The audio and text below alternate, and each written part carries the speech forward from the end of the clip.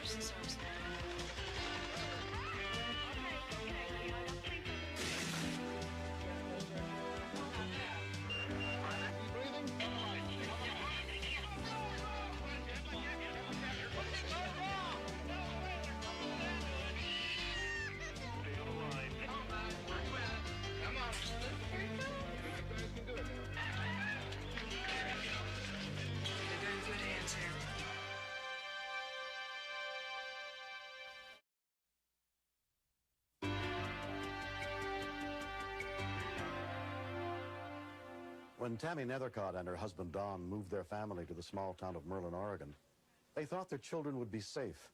But on the afternoon of October 3rd, 1991, just a few weeks after settling into their new home, one of their worst fears came to pass.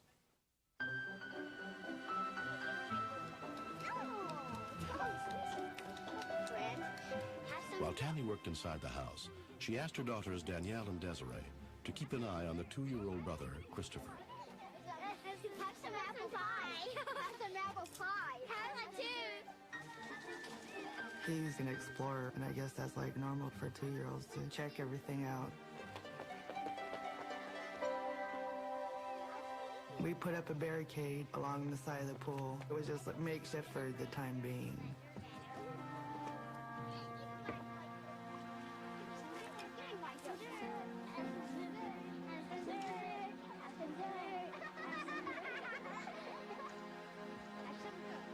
Where's Chris? I didn't see him go anywhere, but my mom said, look for Christopher Daniel. I went to go look for him. I thought he was on the swing set, but he wasn't.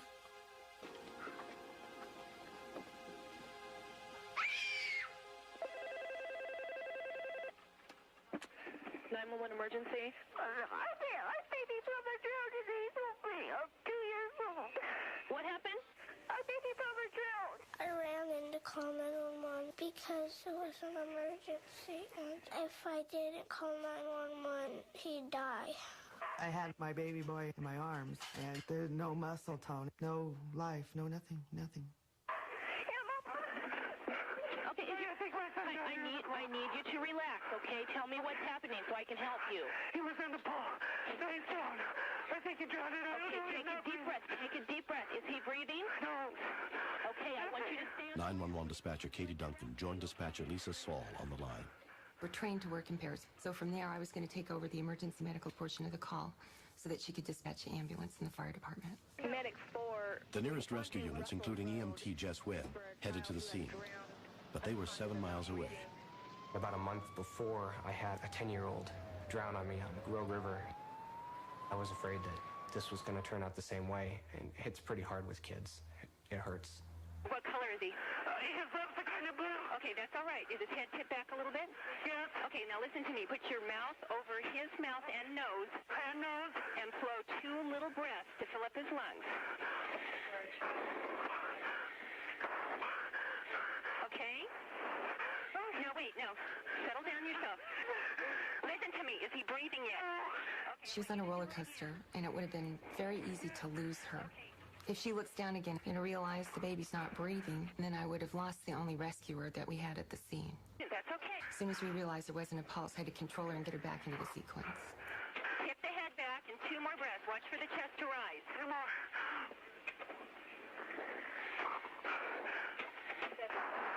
Is the baby breathing yet? No. Okay, I'm going to tell you what I want you to do next, okay? Listen to me. Put the heel of your hand in the middle of the child's chest, between the nipples, and push down 1 inch like you're pumping up the chest. Okay, I want you to do that 5 times, once per second.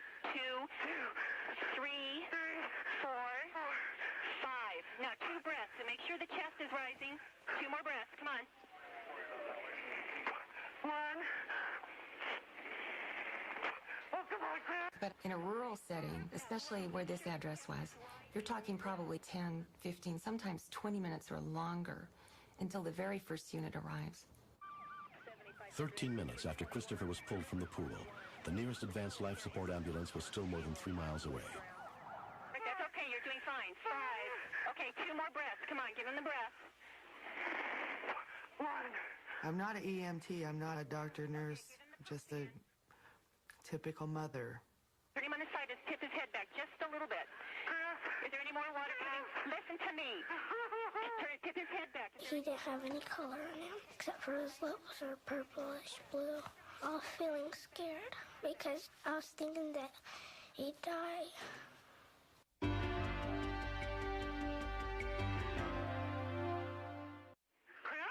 Listen to me. Is the baby crying yet? No. Okay, The thought that we'd been doing this a long time and the child was not coming back had occurred to me, but that doesn't preclude you from doing your very best. Mike Worley had heard about the drowning from a neighbor. You're breathing for him. It scared me to death first time I looked at him. There wasn't no life in him. I couldn't see him do anything. And he's just a little bitty guy. And Keep going. Give him the breath now. Hello? Yeah, I want her to keep doing CPR. She's trying. That's fine. Make sure she does. Listen, 2 breaths. I didn't know where he came from, but that person became a coach on the phone. Ready? 1. Count with her. 1, 2. 3, 4, 5. She just spit up a bunch of water. That's okay. Roll the baby on the side. Little baby on his side. Roll him on his side. Okay, give him another breath. Yeah, come on. Roll him back. You give him 2 more breaths. Keep going. The fire department's there. Keep going. Keep going, though, until they can take over. 4, 5. We pulled up to the house and we knew that it was going to be bad. We were so far out and he'd been down so long with a guaranteed minimum of 13 minutes that it looked bad. It looked like it wasn't going to happen. 1, 2, 3, 4. Is the fireman helping now? Okay. Pump it on his chest. Okay. Keep going. I'm going to keep you on the line here until the ambulance crew gets there. Keep counting for him. You're doing a good job. Breathing on his own, the fireman said. Okay. I'm going to go ahead and let you go. Okay. Okay. Bye-bye. I felt like, well, we've done our best. It's just kind of like a little relay race. We did our little part in the relay race, and now it was someone else's turn to do their best. Minutes later, the advanced life support unit arrived, and paramedic Jim Bard took over the boy's care. Hi, Jim. Immediately, I went to the child, and he did have a pulse, but he was only breathing about 4 or 5 times a minute. okay. He's disturbed. He's not looking good at all. I have not seen very many children survive this. I whispered to a fireman, we've got to hurry. We're going to lose him if we don't. Nice and easy. While Christopher was prepared for transport to the hospital, Tammy called her husband Don at work and told him what had happened. I wanted to just floor it and just get home. About 2 miles from the house, I finally met the ambulance. It was like being in a tunnel. I didn't know whether my little boy was alive or not. I actually felt grieving for this kid. It was like he's dying and I'm dying with him. I really didn't expect him to make it. I was letting go towards the end.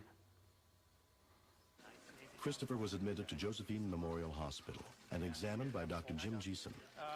She was extremely critical. He's breathing about 5 times. We're still assisting. Initial assessment was very dismal regarding the chance for the child recovering neurologically. I went off duty a half hour later. It was really a bad night. I cried all the way home. The little boy was taken to Dornbecker Children's Hospital, more than 200 miles away. His parents drove through the night for 5 hours straight, not knowing what condition their son would be in when they finally got to see him at the hospital. He was still hooked up to all the monitors and everything. But he looked like he had a little more color, and he looked at Tammy and he said, "Mama." That was a great feeling. I can't explain it. It's probably like rebirth or something.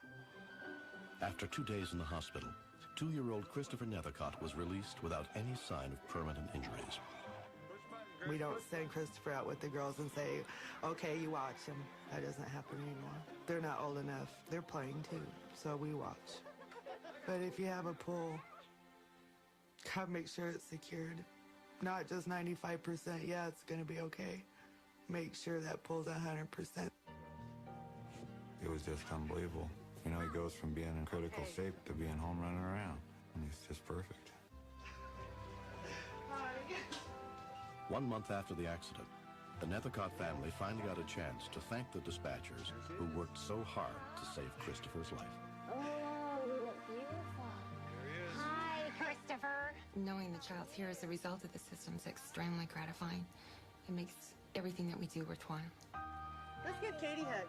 Want to give Katie a hug? Let's give Katie a hug. Give her a hug. Oh, I got you.